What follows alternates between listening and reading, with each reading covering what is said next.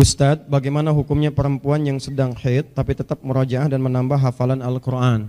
Nah, teman-teman sekalian, perempuan yang haid ya dianjurkan pendapat yang terkuat kata Imam An-Nawawi dalam kitab beliau itu, bahkan kalimatnya menggunakan ajma'al ulama.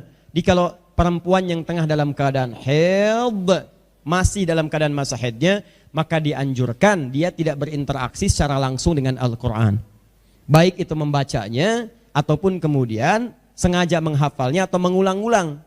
Ada saran dari beberapa imam fikih seperti Imam Malik misalnya, dia tidak meniatkan untuk mengulang secara langsung, cuma berusaha ngikut-ikuti tapi tidak meniatkan untuk mengulang. Misal, ketika temannya membaca dzalikal kitabul la raiba fi hudal lil muttaqin, dia tidak meniatkan mengulang, cuma dia membaca-baca aja tapi tidak ada niat mengulang. Dengan cara apa? Dia menyebutkan kalimatnya tidak langsung secara utuh. Dzalikal kitab, dzalikal kitab, dzalikal kitab, la raiba fi, la raiba fi, Allah, la raiba fi, hudal lil muttaqin. Enggak dia sebutkan secara sempurna dari awal sampai akhirnya. Jelas? Nah, tapi kalau saya biasanya, demi Allah saya katakan, tidak mungkin Allah menetapkan hukum kecuali ada maslahat di dalamnya. Ingat itu. Dan di antara yang paling dahsyat adalah kenapa Allah menetapkan bagi perempuan ada masa haid, sehingga di situ kemudian dia diminta istirahat untuk tidak menunaikan ibadah yang rutinnya dikerjakan. Ada banyak hikmahnya. Pertama, untuk menyeimbangkan dulu kondisi psikis dan keadaan di dalam diri perempuan. Karena dalam keadaan sedang haid itu keadaannya bukan sekedar kotor dalam hal fisik, yang satu saat kotoran darah yang kotor bisa keluar, tapi juga akan berpengaruh pada keadaan psikisnya. Ya, emosinya, ketidakstabilannya, ketidaktenangannya, itu diminta oleh Allah untuk istirahat dulu. Dan yang paling menarik adalah, ini yang paling dahsyat, ketika perempuan sedang dalam keadaan haidnya, maka pahala-pahala yang dikerjakan dalam sucinya tetap diberikan kepadanya secara sempurna. Jelas hadisnya. Idza maridul abdu di Al-Bukhari au safar kutiba lahu mithla ma kana alaihi muqiman sahiha. Jika ada seorang yang sakit atau semacamnya, atau bahkan dalam keadaan safar dia tidak bisa mengerjakan amalan rutinnya, maka pahalanya tetap akan diberikan sempurna seperti kebiasaan rutinnya. Contoh, seorang laki-laki biasa menunaikan salat sunnah, kemudian besok dia hari Jumat akan berangkat ke Bandung. Di Bandung di jalan kemudian belum sampai terjadi macet yang sangat luar biasa. Macet kilometer 57, kemudian dia istirahat, sudah masuk waktunya zuhur, bahkan sudah masuk ke jam 1:30. Dia prediksikan ke Bandung, nyampainya kemudian maghrib bahkan menjelang Isya. Asarnya bisa tertinggal kalau dia paksakan. Maka dia kemudian memutuskan untuk menunaikan jamak qashar. Jamak menyatukan dua salat yang berdekatan, zuhur dengan asar atau maghrib dengan isya. Subuh tidak bisa dijamak. Karena itulah subuh dibuat jauh, ke zuhur jauh, ke isya jauh. Awas hati-hati, zuhur dengan subuh. Jamak apa itu? Jamak taksir, ya kan? Nah, itu gak bisa. Saya taksir waktunya masih bisa dilakukan. Nah, tidak. Baik, paham? Nah, Anda kerjakan qashar. Qashar itu menyingkat. Jadi ada qashar saja, ada jamak saja, ada jamak qashar.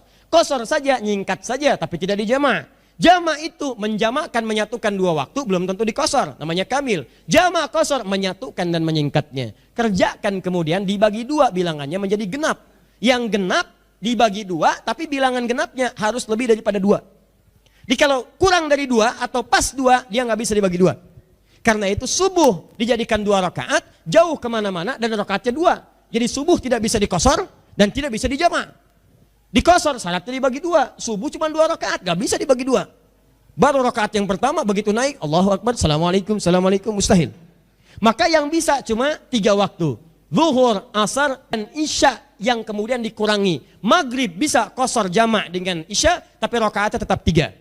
Maka Anda kerjakan zuhur 2 rakaat, asar 2 rakaat. Nah, dalam keadaan itu waktu masih panjang. Begitu selesai itu masih panjang, masih ada kesempatan sholat sunnah di situ. Baik, saya tanya, apakah kita sholat sunnah? Tidak.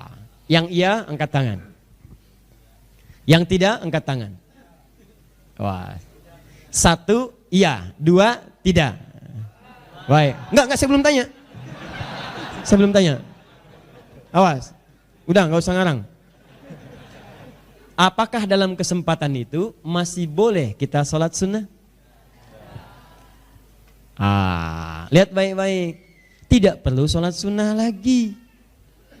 Karena yang fardu aja dikurangin. Ngapain ditambah dengan yang sunnah? Jelas? Nah, saat Anda tidak mengerjakan sholat sunnah, padahal kebiasaan rutin sebelumnya sholat sunnah, maka pahala sholat sunnah itu tetap diberikan kepada Anda. Sempurna sifatnya. Sempurna. Karena alasan kosor, gak bisa Anda menunaikan sunnah ba'diyahnya. Karena biasanya sholat ba'diyah, saat itu tidak bisa menunaikan ba'diyah, pahala ba'diyah tetap diberikan sempurna kepada Anda. Tidak menunaikannya, tapi pahala diberikan sempurna. Yang paling dahsyat, perempuan yang saat masa sucinya dia mengerjakan amalan bukan cuma fardunya, sunnahnya dia kerjakan, hafalan Quran dia kerjakan, Masya Allah, sholat sunnah dia kerjakan, malam tahajud, siang rawatib kerjakan, duha kerjakan, syuruk dia kerjakan. Yang paling dahsyat dia menghafal Quran, hafalkan. Begitu masuk dalam keadaan haidnya, maka semua amalan tadi dihitung pahalanya oleh Allah. Sepanjang haid dia mendapatkan pahala walaupun dia tidak mengerjakannya.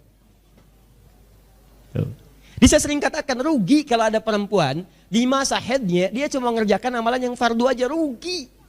Karena saat masa sucinya nanti, teman-teman sekalian, dia kembali mengerjakan yang fardu. Begitu tiba masa haidnya, Allah hanya berikan pahala yang fardunya, yang lain tidak. Dan itu terbatas. Kalau sudah monofos, nggak akan ada haid lagi, selesai semuanya. Maka saya katakan manfaatkan waktu sebaik-baiknya. Kalau sudah tiba masa sucinya, ayo menghafal. Begitu tiba masa haidnya, tidak usah menghafal, buka murattal Quran, dengarkan aja, simak. Belajar yang lainnya, tajwidnya belajar, boleh. Hukum-hukum belajar, tafsirnya baca. Bagi dua, saat suci menghafalkan ayatnya, saat haid menghafalkan tafsirnya atau memahami makna-maknanya. Itu barangkali lebih yang paling utama.